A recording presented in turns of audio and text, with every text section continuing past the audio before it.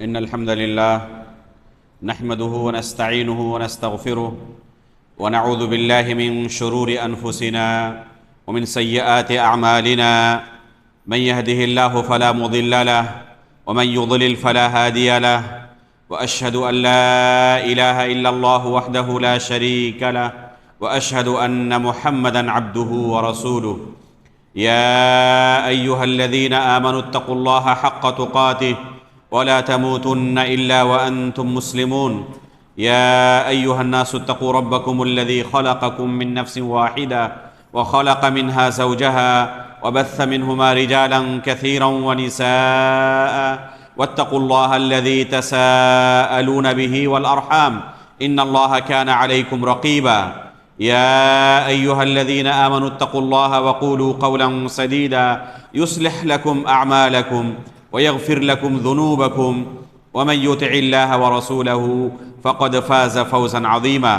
أما بعد فإن أصدق الحديث كتاب الله، وأحسن الهدي هدي محمد صلى الله عليه وسلم، وشر الأمور محدثاتها، وكل محدثة بدعة، وكل بدعة ضلالة، وكل ضلالة في النار. محترم و مکرم حاضرین مجلس، بزرگوں، دوستوں، اسلامی بھائیوں اور پردہ نشین ماؤں بہنوں، گزشتہ درس میں ہم نے العقیدۃ الواسطیہ جو شیخ الاسلام علامہ ابن تیمیہ رحمہ اللہ کی عقیدے کے موضوع پر بہت ہی بہترین کتاب ہے، اس سے ایمان بالیوم الآخر کے متعلق چند باتیں سنی تھیں. ایمان بالیوم الآخر یہ ایمان کے ارکان میں سے ایک اہم رکن ہے. ایمان کے کل 6 ارکان ہیں، ان میں سے ایک اہم رکن ایمان بالیوم الآخر یعنی آخرت کے دن پر ایمان لانا ہے. آخرت کے دن پر ایمان لانے کا مسئلہ مکمل غیب سے تعلق رکھنے والا ہے. کسی نے اپنی آنکھوں سے دیکھا نہیں، اور نہ اللہ رب العالمین نے انسانوں کو یہ طاقت عطا کی ہے کہ کسی مشین کے ذریعے موت کے بعد ایک شخص کے ساتھ کیا کچھ ہوتا ہے اس کا پتہ لگا سکے. دنیا میں آج تک کوئی ایسی مشین تیار نہیں ہو سکی، اور نہ ممکن ہی ہے کہ کوئی انسان کسی بھی طاقت کا استعمال کر کے موت کے بعد کے احوال کو جان سکے اور اس کے بارے میں کچھ پتہ لگا سکے. اس لیے اس بارے میں ہم صرف وہی بات کہہ سکتے ہیں اور وہی عقیدہ ہمیں رکھنا چاہیے جو قرآن و حدیث کے اندر ہمیں ملتا ہے، جسے اللہ رب العالمین نے قرآن کریم کے اندر یا رسول اللہ صلی اللہ علیہ وسلم نے اپنی احادیث کے اندر بیان کر دیا ہے. گزشتہ درس میں چند ابتدائی باتیں اس تعلق سے آئی تھیں. انشاءاللہ آج کے درس میں اس کے آگے کا حصہ ہم پڑھیں گے. چنانچہ گزشتہ درس میں جو بیان کیا گیا تھا وَمِنَ الْإِيمَانِ بِالْيَوْمِ الْآخِرِ الْإِيمَانُ بِكُلِّ مَا أَخْبَرَ بِهِ النَّبِيُّ صلی اللہ علیہ وسلم مما يكون بعد الموت فيؤمنون بفتنة القبر وبعذاب القبر ونعيمه. آخرت پر ایمان لانے میں سے یہ ہے کہ جو کچھ بھی نبی صلی اللہ علیہ وسلم نے موت کے بعد ہونے والے احوال کے بارے میں بیان کیا ہے، تمام چیزوں پر ایمان لایا جائے. اللہ کے رسول نے جن چیزوں کا بھی بیان کیا ہے کہ موت کے بعد ایک انسان کے ساتھ یہ سب ہوتا ہے، ان تمام چیزوں پر ایمان لایا جائے. فَيُؤْمِنُونَ بِفِتْنَةِ الْقَبْرِ وَبِعَذَابِ الْقَبْرِ وَنَعِيمِهِ. چنانچہ فرماتے ہیں کہ اہل سنت والجماعت یعنی صحابہ اکرام اور ان کے نقش قدم پر چلنے والے دنیا کے تمام لوگ اس بات پر ایمان رکھتے ہیں کہ ہر شخص کو قبر کے فتنے سے دوچار ہونا ہے، اور قبر کے فتنے سے مراد ہے فرشتوں کا سوال و جواب کرنا. چنانچہ گزشتہ درس میں بیان کیا گیا تھا 2 فرشتے آتے ہیں جن کا نام منکر و نکیر ہے.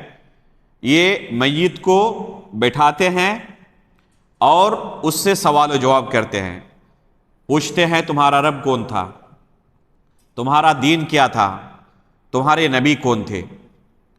اپنی زندگی میں جو اللہ رب العالمین نے اس دنیا میں اسے عطا کی تھی، اس نے جس رب کو اپنا رب مانا تھا، جس دین کو فالو کیا تھا، جس نبی کے نقش قدم پر چلا تھا، وہی اس کا جواب ہوگا۔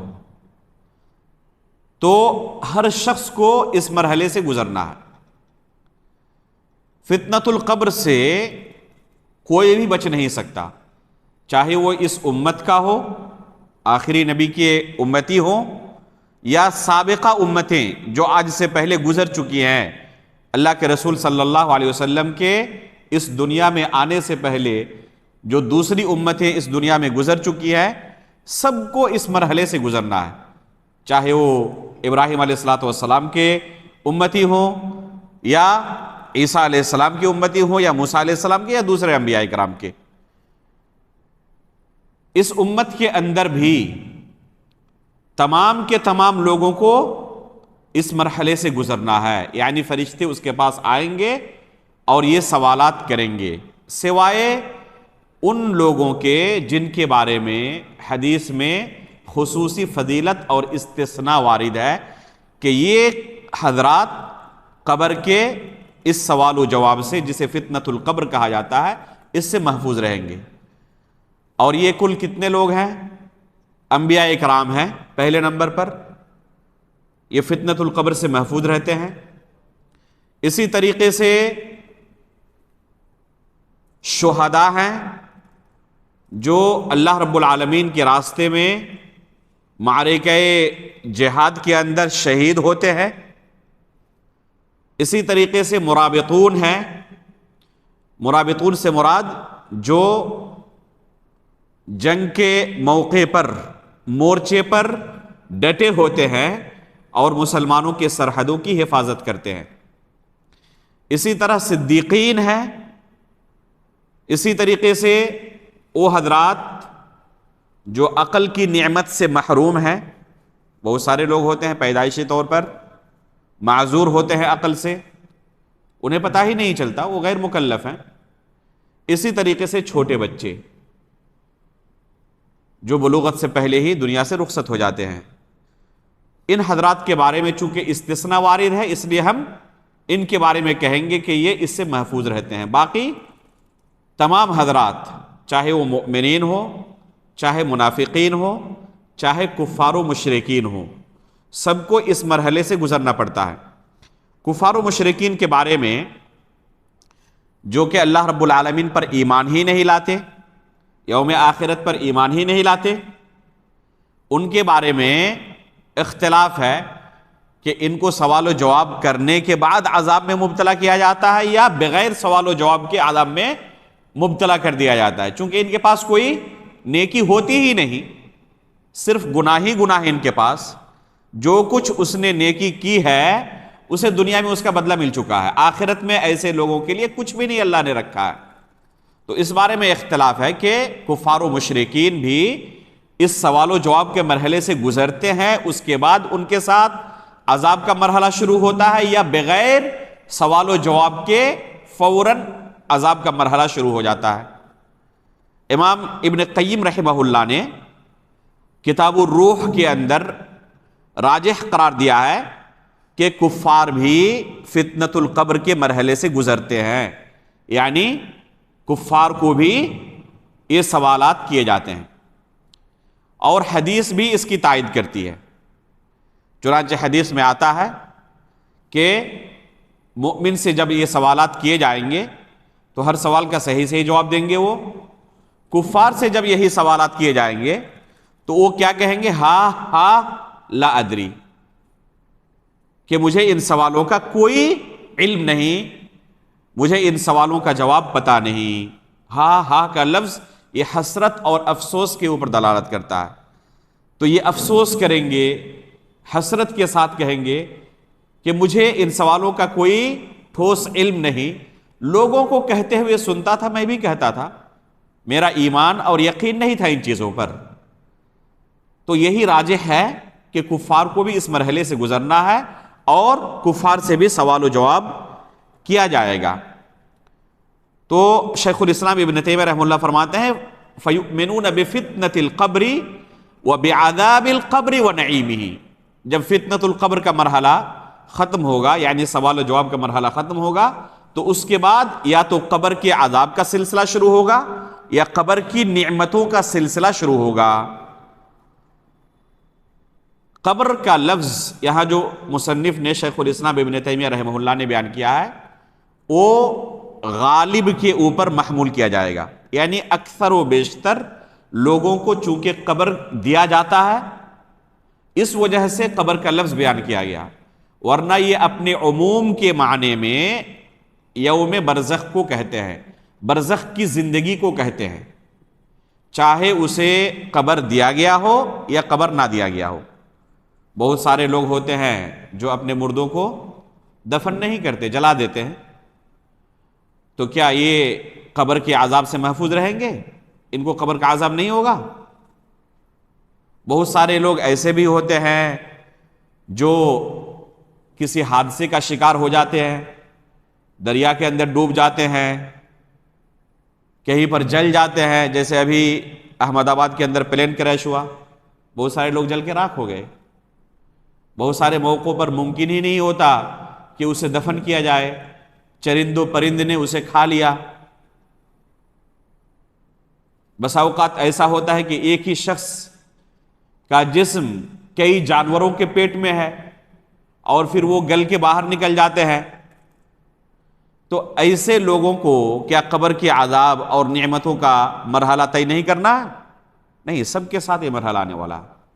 قبر کا لفظ چونکہ اکثر و بیشتر لوگوں کو اسی مرحلے سے گزرنا ہے اس لیے استعمال کیا گیا، ورنہ اصل میں یہ ہے کہ برزخ کی زندگی، یعنی اس دنیا کی زندگی کے ختم ہونے کے بعد اور قیامت کے دن دوبارہ لوگوں کو اللہ رب العالمین کے سامنے اٹھائے جانے سے پہلے کا جو مرحلہ ہے، جس کی وفات ہو جاتی ہے اس کی قیامت صغریٰ ہو جاتی ہے، چھوٹی قیامت قائم ہو جاتی ہے اس کے ساتھ۔ اب قیامت کبریٰ کب قائم ہوگی، بڑی قیامت کب قائم ہوگی؟ جب اسرافیل علیہ السلام دوبارہ سور میں پھونک ماریں گے، تو پھر تمام لوگ اپنے قبروں سے اٹھ کھڑے ہوں گے اور اللہ رب العالمین کے سامنے سب کی پیشی ہوگی۔ تو قیامت قائم ہونے سے پہلے اور وفات کے بعد کا جو مرحلہ ہے اسے برزخ کا مرحلہ کہا جاتا ہے۔ تو اسی کو عذاب القبر اور نعیم القبر سے یہاں تعبیر کیا گیا ہے، چاہے اسے قبر کے اندر دفن کیا گیا ہو یا قبر کے اندر دفن نہ کیا گیا ہو، ہر کوئی اس مرحلے سے گزرتا ہے، یا تو اسے نعمتیں حاصل ہوتی ہیں جنت کی یا پھر جہنم کے عذاب سے انہیں دوچار ہونا پڑتا ہے۔ قبر کے عذاب کا جہاں تک تعلق ہے تو وہ دو قسموں پر منقسم ہے۔ ایک ہے کفار و مشرکین کے ساتھ جو قبر کا عذاب پیش ہونے والا ہے، یہ ہمیشہ اور دائمی ہے، یہ کنٹینیو ہے۔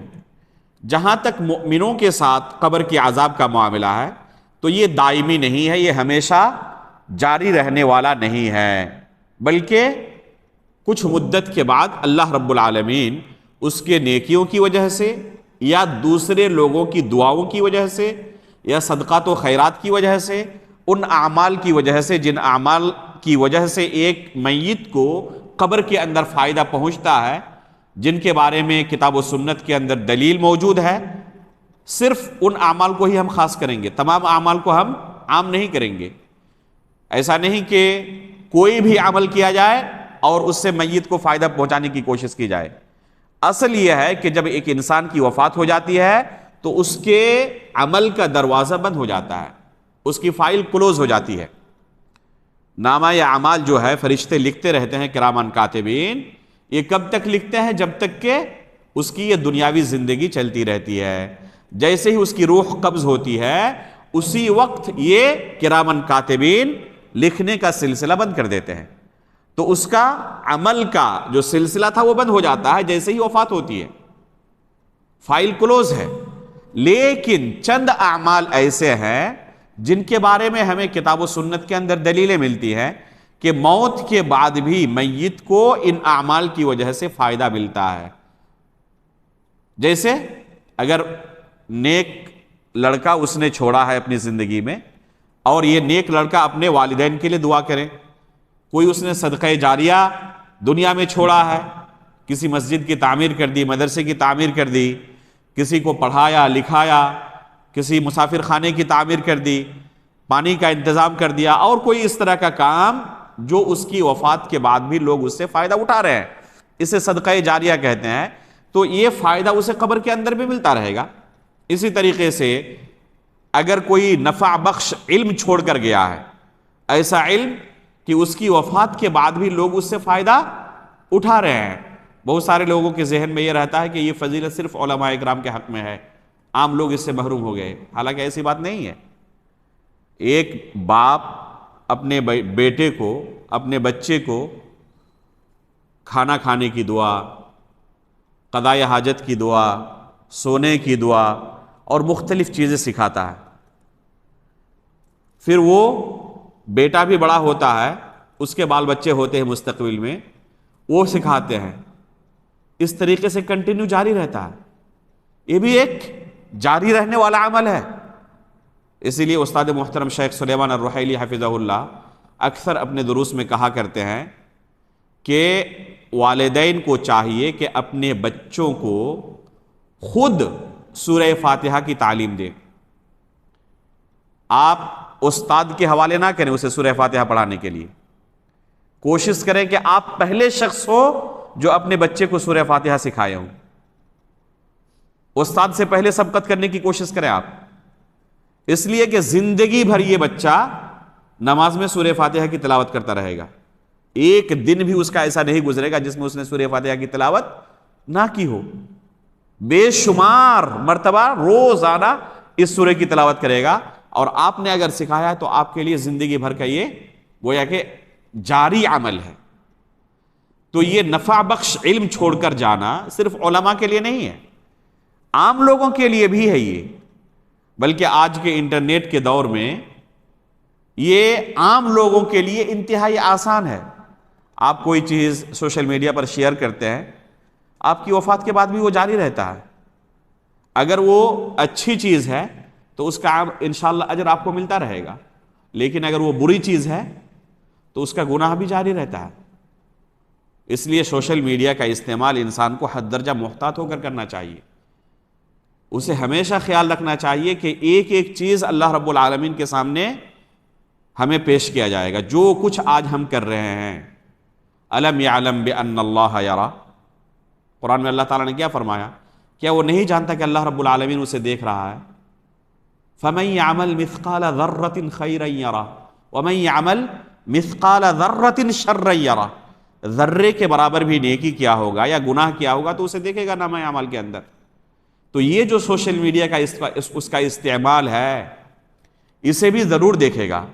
ابھی گزشتہ مہینے بیجاپور کے اندر ایک میرا درس تھا سوشل میڈیا کے استعمال پر، تقریباً 1 گھنٹے کا درس ہے، یوٹیوب میں موجود ہوگا. اخوان سے گزارش ہے کہ جو گروپ ہے اس کے اندر اس ویڈیو کو نشر کریں. آپ لوگ سنیں کہ سوشل میڈیا کا استعمال کوئی بندہ ایسا نہیں ہوگا جو نہ کرتا ہو، ہر کوئی روزانہ کرتا ہے. تو اس کا استعمال کیسے ہمیں کرنا چاہیے، کس طرح استعمال کرنے سے آخرت کے لیے ہمارے لیے فائدہ مند ہو سکتا ہے اور آخرت کے لیے ہمارے لیے نقصان دہ بھی یہ ہو سکتا ہے. تو جو کچھ بھی وہ کرے گا اس کا بدلہ اسے ملے گا. تو اس مرحلے کو پورا وفات کے بعد اور قیامت قائم ہونے سے پہلے تک کا، اسے برزخ کا مرحلہ کہا جاتا ہے. اسی کو مصنف نے یہاں وَبِعَذَابِ الْقَبْرِ وَنَعِيمِهِ سے تعبیر کیا ہے. آگے اس کی تفصیل بیان کرتے ہوئے کہتے ہیں فَأَمَّا الْفِتْنَةُ فَإِنَّ النَّاسَ يُفْتَنُونَ فِي قُبُورِهِمْ فَيُقَالُ لِلرَّجُلِ مَنْ رَبُّكَ. فتنے سے مراد یہ ہے کہ ہر شخص کو قبر کے اندر آزمائش میں ڈالا جائے گا اور پوچھا جائے گا مَنْ رَبُّكَ، تمہارا رب کون تھا، وَمَا دِينُكَ، تمہارا دین کیا تھا، وَمَنْ نَبِيُّكَ، اور تمہارے نبی کون تھے. سوالات پہلے سے آؤٹ ہیں اور بظاہر نہایت آسان بھی، لیکن کیا حقیقت میں قبر میں یہ سوالات اتنے ہی آسان ہوں گے؟ حقیقت میں یہ اتنے آسان نہیں ہوں گے۔ انسان اپنی عملی زندگی کے اندر جو اللہ رب العالمین نے اسے دنیا کے اندر عطا کی تھی، چاہے وہ 20 سال کی ہو، 30 سال کی ہو یا 100 سال کی ہو، اپنے عملی زندگی کے اندر اگر اللہ رب العالمین کے حقوق کو ادا کیا ہوگا، اللہ رب العالمین کے حقوق کی پامالی نہیں کی ہوگی، دین وہی فالو کیا ہوگا جو اللہ رب العالمین نے نازل کیا ہے، اس دین کے اندر کوئی تبدیلی نہ کی ہوگی۔ جیسے دیکھیں آج اور کل بہت سارے لوگ جو اپنے آپ کو مسلمان کہتے ہیں، دین کے نام پہ روڈ پر کیا کر رہے ہیں کہ اللہ کے رسول یہی دین لے کر نازل ہوئے تھے، اللہ رب العالمین نے اللہ کے رسول کو یہی دین دے کر بھیجا تھا کہ 10ویں محرم کو سینہ کو بھی کرو، اپنے آپ کو اس طرح تکلیفیں پہنچاؤ، ماتم کرو۔ صحابہ کرام یہی کرتے تھے۔ تو پوچھا جائے گا وَمَا دِينُكَ، تمہارا دین کیا تھا؟ اپنی عملی زندگی میں جس دین کو فالو کیا ہو وہی دین پیش کرے گا۔ اگر اللہ کے رسول صلی اللہ علیہ وسلم کے لائے ہوئے دین سے میچ کر جائے اس کا دین تو اس کے لیے خوشخبری ہے، لیکن میچ اگر نہ کرے تو پھر بہت ہی حسرت اور افسوس کا مقام ہے۔ اسی طریقے سے اللہ کے رسول صلی اللہ علیہ وسلم کے بارے میں پوچھا جائے گا، اور اللہ کے رسول کے حقوق کو اگر اس نے اپنی زندگی میں ادا کیا ہو تو اس کا بہترین جواب دے گا، ورنہ پھر ہاں لا ادری کے علاوہ کوئی دوسرا راستہ اس کے پاس نہیں ہوگا۔ فَيُثَبِّتُ اللَّهُ الَّذِينَ آمَنُوا بِالْقَوْلِ الثَّابِتِ، اس موقع پر اللہ رب العالمین ایمان والوں کو قول ثابت کے ذریعے ثابت قدمی عطا کرے گا۔ قول ثابت سے کیا مراد ہے؟ قول ثابت سے مراد کلمہ لا الہ الا اللہ ہے۔ اس کی تفسیر مفسرین نے کیا کی ہے؟ کلمہ لا الہ الا اللہ سے۔ تو اگر اس کلمے پر اس کی وفات ہوئی ہے تو قبر کے اندر جب اس سے سوال کیا جائے گا تو اس کلمے کی برکت دیکھے کہ وہ ثابت قدم رہے گا۔ فیقول المؤمن، تو مؤمن آسانی کے ساتھ جواب دے دے گا، اللہ ربی والاسلام دینی ومحمد صلی اللہ علیہ وسلم نبی، جواب دیتے ہوئے کہے گا کہ اللہ میرا رب ہے، اسلام میرا دین ہے، اور محمد صلی اللہ علیہ وسلم میرے نبی ہیں۔ وَأَمَّا الْمُرْتَابِ، لیکن جو شک و شبہے کی زندگی گزارا ہو، یعنی جس کا اللہ رب العالمین پر یوم آخرت پر ایمان نہیں تھا، شک و شبہے کے ساتھ زندگی گزار رہا تھا، کبھی اس کو رب مانا کبھی اس کو رب مانا، یوم آخرت کے بارے میں شک و شبہے میں تھا، پتہ نہیں، لوگ کہتے تو ہیں کہ قیامت قائم ہوگی، اعمال کا حساب دینا پڑے گا، پتہ نہیں حقیقت میں ہوگا بھی یا نہیں ہوگا۔ اگر شک و شبہے کی زندگی گزارا ہو تو اس وقت قبر کے اندر جب سوال کیا جائے گا تو کیا کہے گا؟ آہ لا ادری۔ بعض روایتوں کے اندر آتا ہے ہاہ لا ادری، تو دونوں طرح کے الفاظ ہیں، آہ کے بھی اور ہاہ کے بھی۔ یہ تکلیف کے الفاظ اور حسرت و افسوس کے الفاظ ہیں۔ پشیمان ہوگا، شرمندہ ہوگا، حسرت و افسوس کرتے ہوئے کہے گا ہاں لا ادری، مجھے کچھ نہیں پتا ہے۔ سمعت الناس یقولون شیئا فقلتہ، لوگوں کو کہتے ہوئے سنتا تھا اس طرح کی باتیں، میں بھی کہتا تھا، میرا ان چیزوں کے بارے میں کوئی ٹھوس عقیدہ، پختہ عقیدہ نہیں تھا۔ اس سے کیا پتہ چلتا ہے کہ عقیدے کا معاملہ یقین کے ساتھ جڑا ہوا ہے۔ اگر ایک انسان کے دل میں یقین نہیں ہے اللہ کے متعلق، یوم آخرت کے متعلق، رسول کے متعلق، جنت و جہنم کے متعلق، اور شک و شبہے کی زندگی گزار رہا ہے، تو پھر اس کے لیے معاملہ بڑا خطرناک ہے۔ اس لیے کلمہ لا الہ الا اللہ کی جو شروط اور ضوابط ہیں، ان میں سے ایک اہم شرط کیا ہے؟ یقین کے ساتھ اس نے اس کلمے کا اقرار کیا ہو۔ اگر یقین کے ساتھ اقرار کیا ہے تو یہ کلمہ اسے فائدہ پہنچائے گا، لیکن یقین کے ساتھ نہیں، شک و شبہے کے ساتھ اگر کہا ہے تو یہ شک و شبہ فائدہ دینے والا نہیں ہے۔ فَيُضْرَبُ بِمَرْزَبَةٍ مِّنْ حَدِيدٍ، لوہے کی ہتھوڑی سے اس شخص کو مارا جائے گا۔ فَيَصِيحُ صَيْحَةً يَسْمَعُهَا كُلُّ شَيْءٍ إِلَّا الْإِنسَانَ وَلَوْ سَمِعَهَا الْإِنسَانُ لَصُعِقَ۔ جب ان سوالوں کا جواب نہیں دے پائے گا تو لوہے کی ہتھوڑی سے اسے مارا جائے گا، اور اس ہتھوڑی کے بارے میں جو روایتیں ملتی ہیں وہ انتہائی خوف زدہ ہیں۔ ایک انسان تصور نہیں کر سکتا کہ اس ہتھوڑی کو اٹھا بھی سکے۔ یہ فرشتے ہوں گے جو اس سے سوال و جواب کریں گے، اور جواب نہ دینے پر اس کے ساتھ عذاب کا یہ معاملہ اختیار کیا جائے گا۔ فَيَصِيحُ صَيْحَةً يَسْمَعُهَا كُلُّ شَيْءٍ إِلَّا الْإِنسَانَ۔ اس ہتھوڑی کی چوٹ سے وہ اس طرح چیخے گا کہ اس چیخ کو ہر چیز سنتی ہے، ہر چیز سنے گی سوائے انسان کے۔ یہاں پر شیخ الاسلام ابن تیمیہ رحمہ اللہ نے یہی عبارت نقل کی ہے اس موقع پر۔ حدیث کے اندر یہ عبارت وفات سے پہلے کہا ہے، کہ جب وفات سے کہہ رہا ہوں، یہ دفن سے پہلے کہا ہے کہ جب اس کو اس کے رشتہ دار کندھے پر اٹھا کر لے کر جاتے ہیں قبرستان کی طرف تدفین کے لیے، تو اگر مؤمن ہو تو وہ خوش ہوتا ہے اور جلدی لے جانے کی درخواست کرتا ہے، لیکن کافر ہو تو وہ چیختا ہے، چلاتا ہے، جسے ہر کوئی سنتا ہے سوائے انسان کے۔ اس کی چیخ و پکار کو انسان کے علاوہ ہر کوئی سنتا ہے۔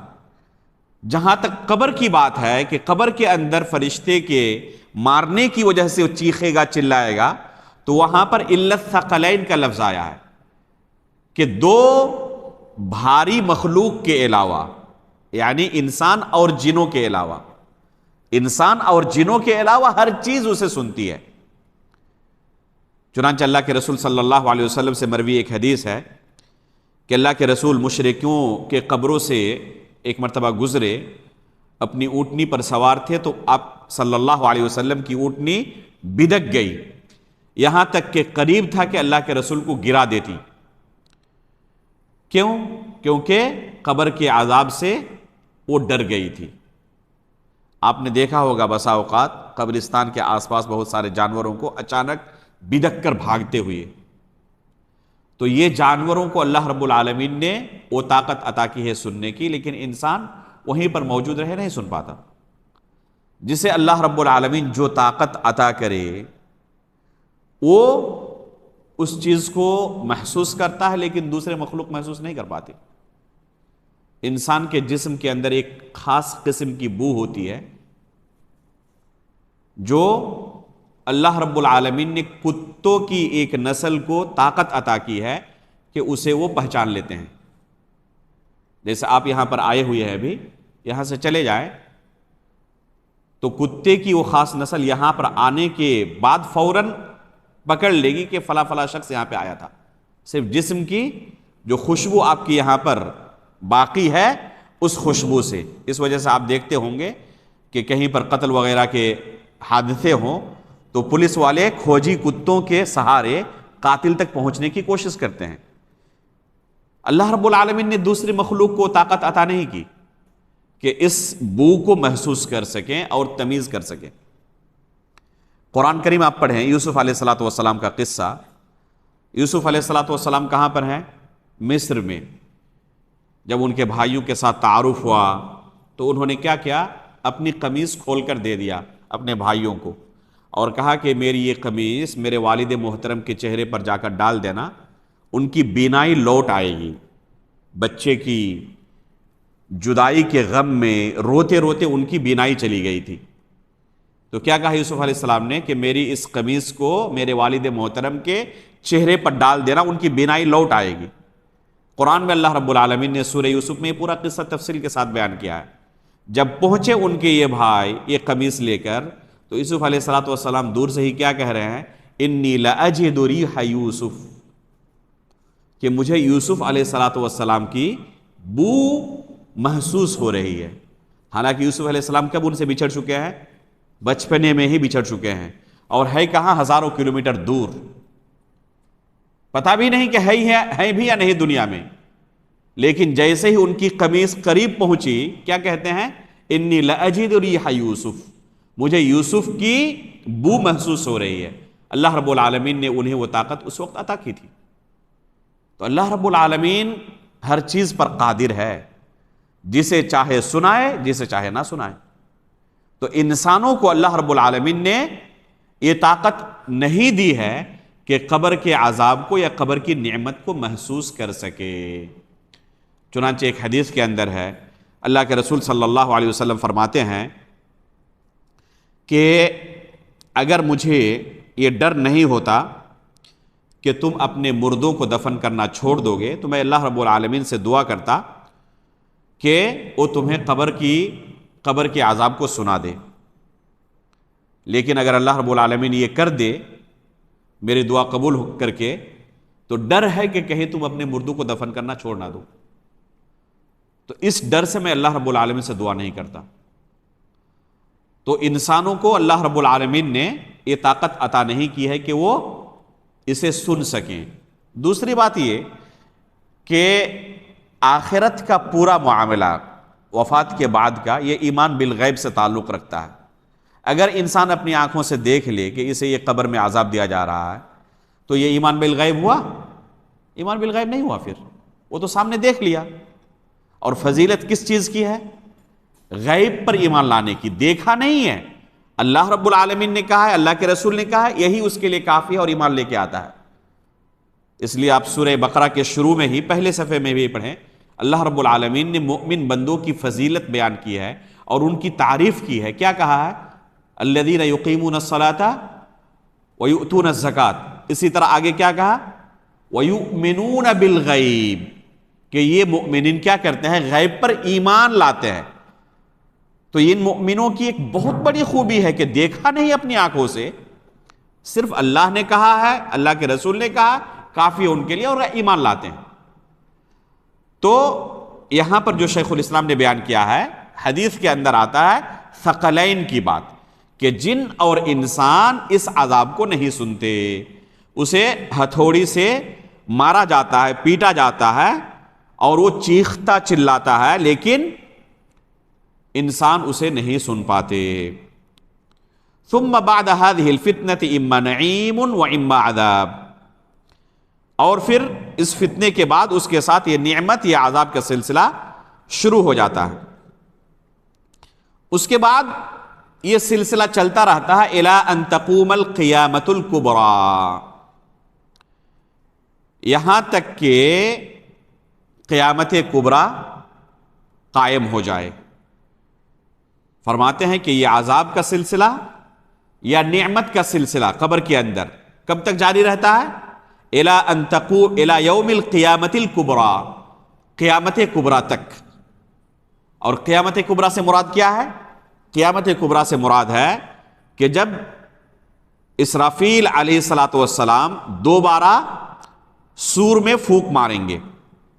جب اسرافیل علیہ الصلوۃ والسلام دوبارہ سور میں پھونک ماریں گے تو اس وقت کے مرحلے کو قیامت کبریٰ کہا جائے گا. لوگ اپنے اپنے قبروں سے اٹھیں گے، فتعاد الارواح الى الاجساد فتقوم القیامۃ التي اخبر اللہ تعالی بها فی کتابہ على لسان رسولہ صلی اللہ علیہ وسلم واجمع علیہا المسلمون فیقوم الناس من قبورہم لرب العالمین حفاة عراة غرلا.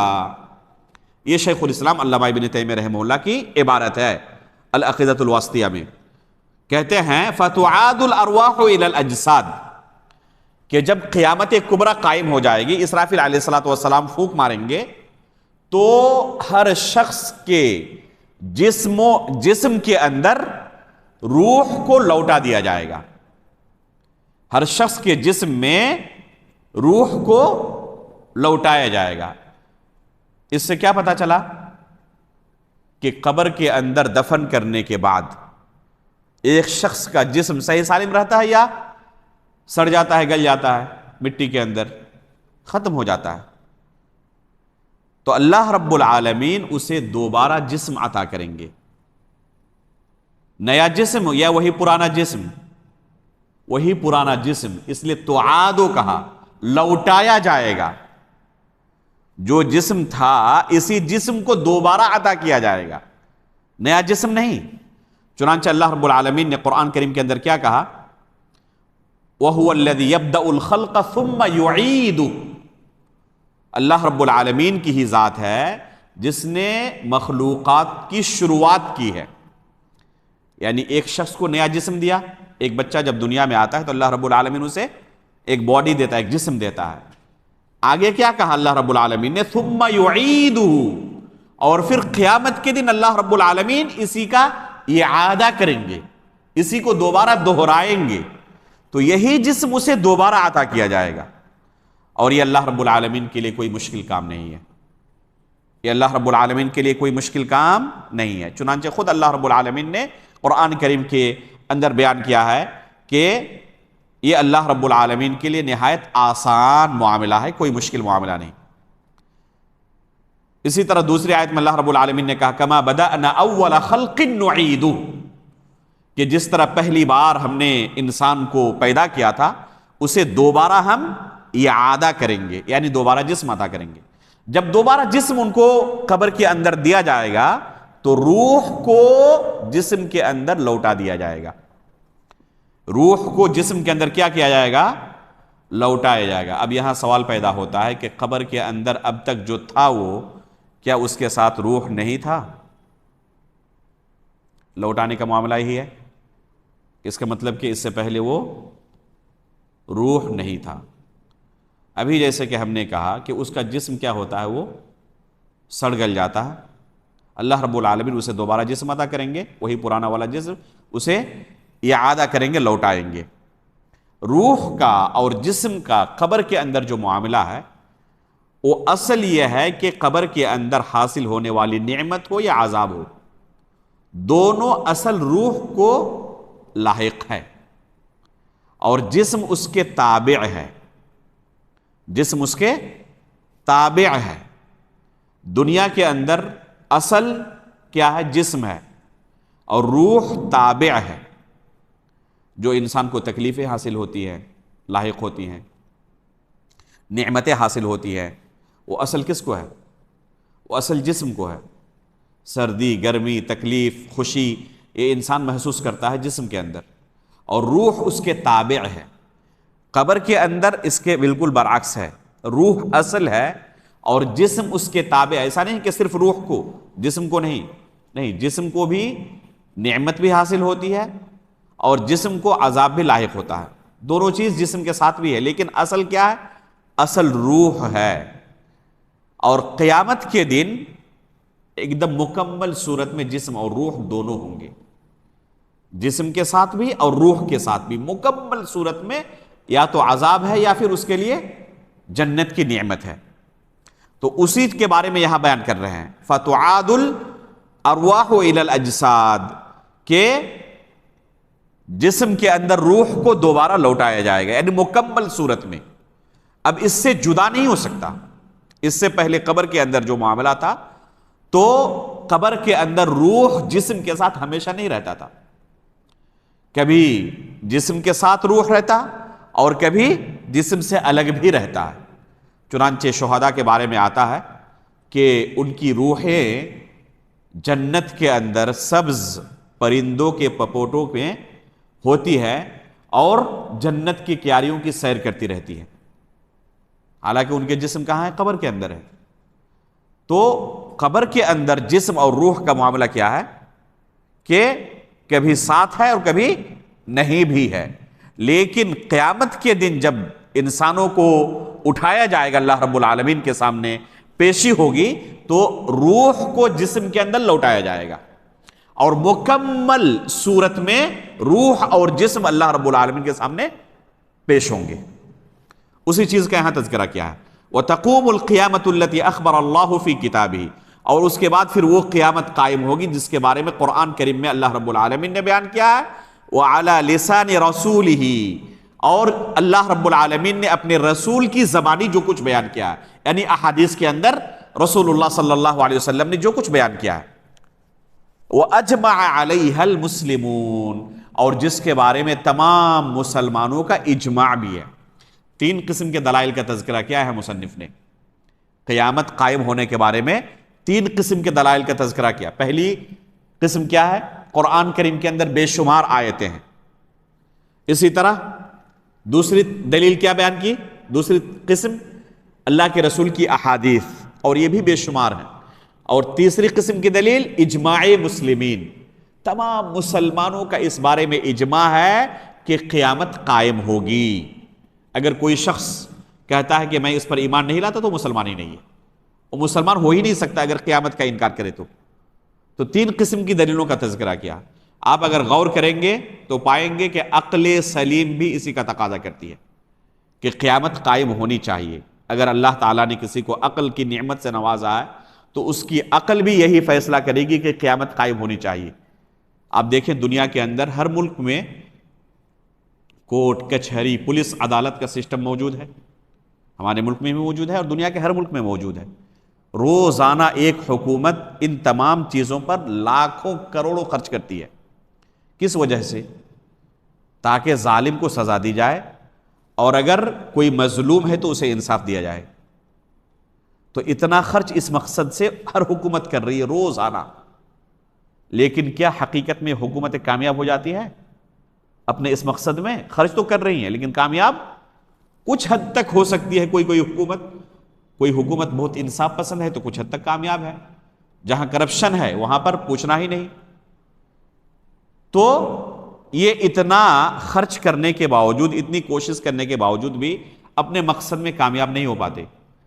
چنانچہ ہم دیکھتے ہیں اپنی آنکھوں سے بہت سارے ظالمین کو کہ زندگی بھر ظلم کرتے ہوئے گزر جاتے ہیں، اور ان کی زندگی ظلم کرتے ہوئے ختم ہو جاتی ہے۔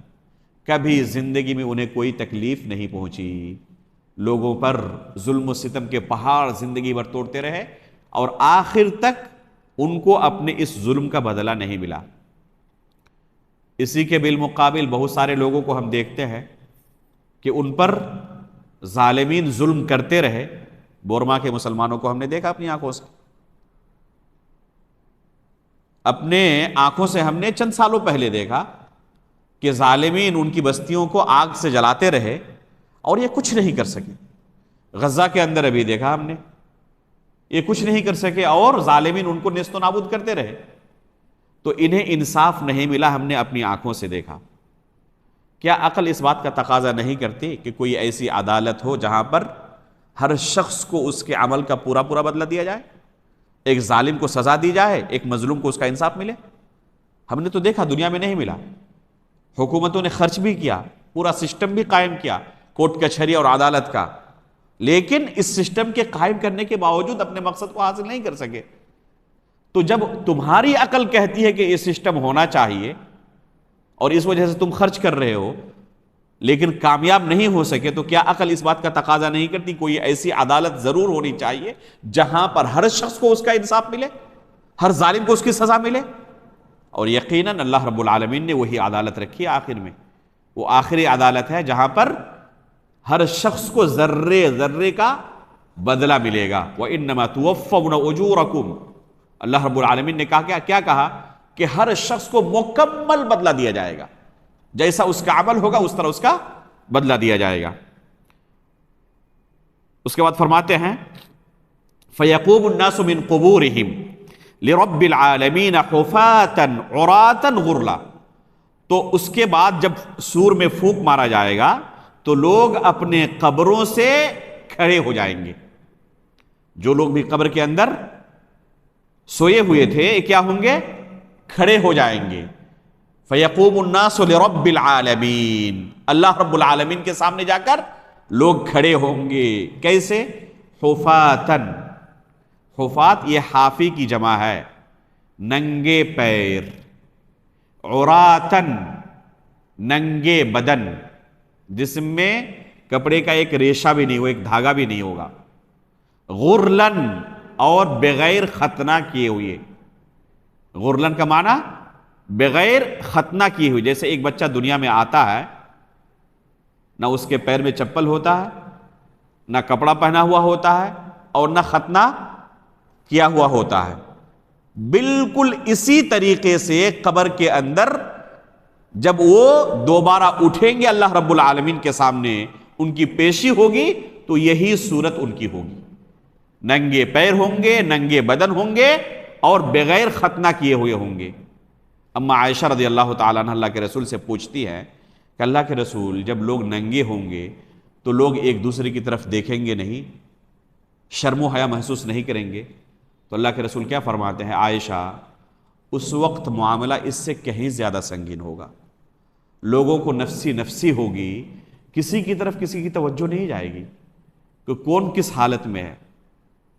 قرآن میں اللہ رب العالمین نے اسی کو بیان کیا ہے، یوم یفر المرء من اخیہ وامہ وابیہ. ایک انسان اپنے بھائی سے بھاگے گا، اپنے والدین سے بھاگے گا، وصاحبتہ وبنیہ، اپنی بیوی سے بھاگے گا، بچے سے بھاگے گا. لکل امرئ منہم یومئذ شأن یغنیہ. اس دن ہر شخص کا معاملہ ایسا ہوگا کہ خود اپنے نفس سے وہ کیا ہوگا، ایک دم بالکل بیزار ہوگا، اپنے نفس سے پریشان ہوگا، کسی دوسرے کی طرف کوئی توجہ ہی نہیں رہے گی. اسی کو قرآن میں اللہ رب العالمین نے کیا کہا، الا یظن اولئک انہم مبعوثون لیوم عظیم یوم یقوم الناس لرب العالمین. تو اس کو مصنف نے کیا بیان کیا ہے کہ لوگ کیسے اٹھیں گے، حفاتن عراتن غرلن. حدیث کے اندر یہ تفصیل موجود ہے، حفاتن عراتن غرلن کی، ننگے پیر، ننگے بدن اور بغیر ختنہ کیے ہوئے. حدیث کے اندر یہ تفصیل موجود ہے. کیا قرآن میں بھی یہ تفصیل ہے؟ تفصیل نہیں ہے، لیکن اجمالی طور پر قرآن میں بھی اللہ نے اس صورت کو بیان کیا ہے. کیا فرمایا اللہ تعالیٰ نے، سنیں قرآن کریم کے اندر سورۃ الانبیاء میں اللہ رب العالمین کا ارشاد ہے، کما بدأنا اول خلق نعید. جیسے پہلی مرتبہ ہم نے شروع میں پیدا کیا تھا اسی طرح ہم اسے لوٹا دیں گے. تو پہلی مرتبہ انسان کو اللہ تعالیٰ نے کیسے پیدا کیا ہے؟ دنیا میں جب آتا ہے تو وہ بغیر چپل کے ہوتا ہے، بغیر کپڑے کے ہوتا ہے، اور بغیر ختنہ کیے ہوئے ہوتا ہے.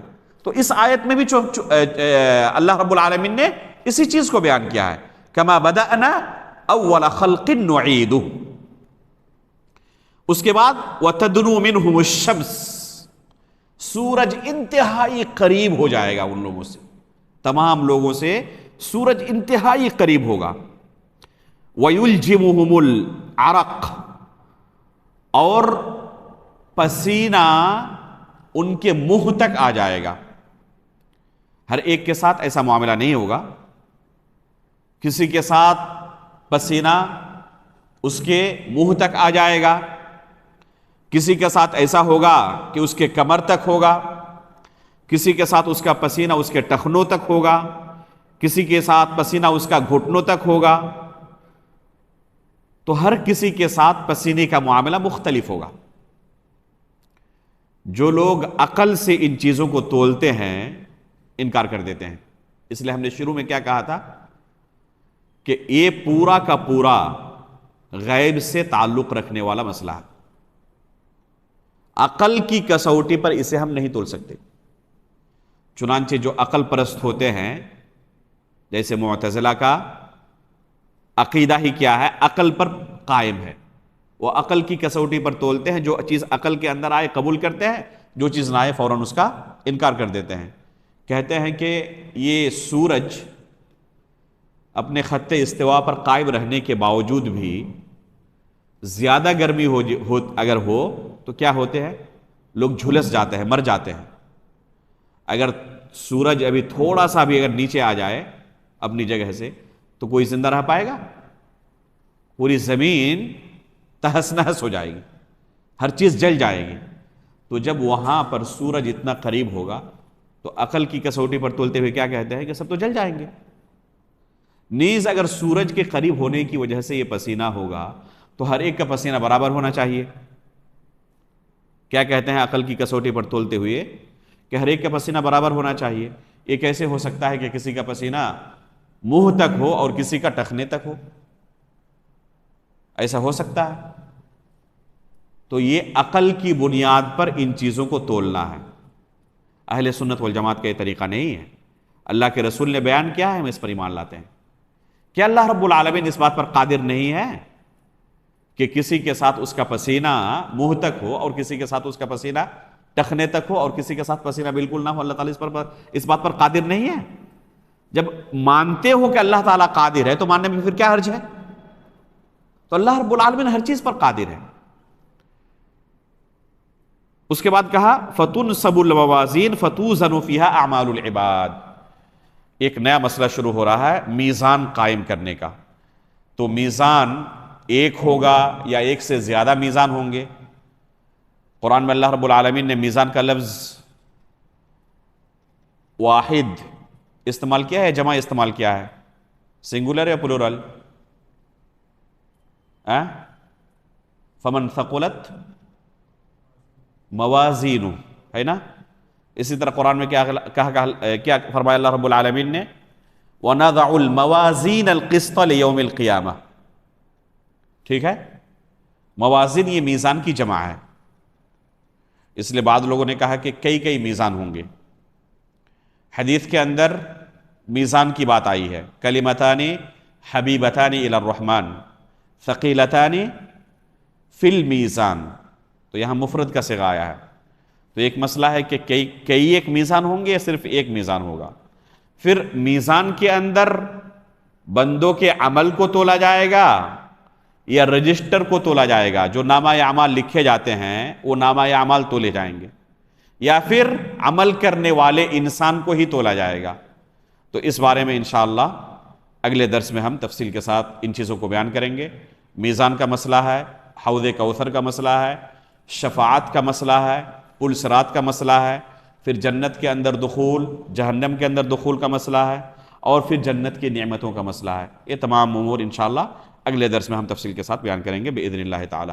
اللہ رب العالمین سے دعا ہے کہ اللہ رب العالمین ہمیں دنیا کے اندر نیک عمل کرنے کی توفیق عطا فرمائے، ایمان کی حالت پر ہماری وفات ہو، اور آخرت کے اندر نبیین، صدیقین، شہداء و صالحین کے ساتھ ہمارا حشر ہو. اللہ رب العالمین ہمیں فتنۃ القبر سے محفوظ رکھے. اللہ رب العالمین نیک لوگوں کے ساتھ ہمارا حشر کرے. اللہ رب العالمین قیامت کی ہولناکیوں سے ہمیں محفوظ رکھے. اللہ رب العالمین جن لوگوں کو اپنے عرش کے سائے تلے جگہ دیں گے، اللہ رب العالمین ہمارا بھی شمار ان لوگوں میں فرمائے. اسی طریقے سے اللہ رب العالمین کی نعمت کے ساتھ ہم دیدار کر سکیں. اللہ رب العالمین یہ نعمت بھی ہمیں نصیب فرمائے. آمین. تقبل یا رب العالمین. وصلی اللہ علی نبینا محمد. سبحانک اللہم و بحمدک، اشہد ان لا الہ الا انت، استغفرک و اتوب الیک.